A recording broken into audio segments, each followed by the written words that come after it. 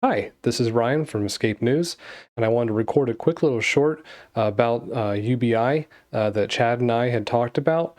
And one of the things that we had discussed as part of how UBI might be funded, we had mentioned a tax on automation. And I just kind of wanted to follow up a little bit on that. So there actually has been some discussion around what's called a robot tax.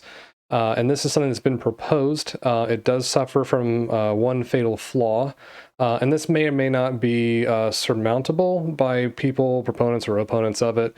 But basically, the flaw there is that what defines a robot, and the worry is that some of these businesses that have leveraged automation to replace a lot of the workers, is that they would simply successfully define what it is that they have or what they've implemented as not being a robot and therefore not subject to a robot tax.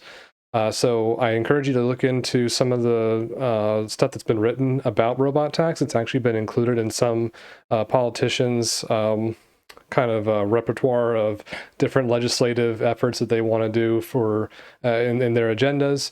And so these are some things where you probably will come across it, but just to kind of put that out there, some of the legal things surrounding it might be a little difficult to actually hold different companies to in court, and therefore a lot of them will probably be able to escape having to pay that kind of tax.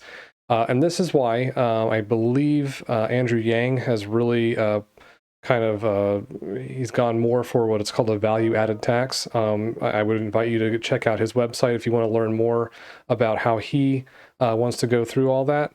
And because I don't want to put any words in his mouth or try to, accidentally misrepresent his position on the whole thing, but definitely check out what he has to say about value-added tax and how he wants to do that. I'm not sure a value-added tax could work.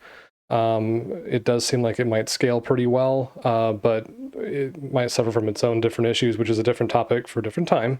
But just wanted to kind of give you something to help in your research efforts. Hope you enjoy it, and please join Chad and I for our next episode of Escape News.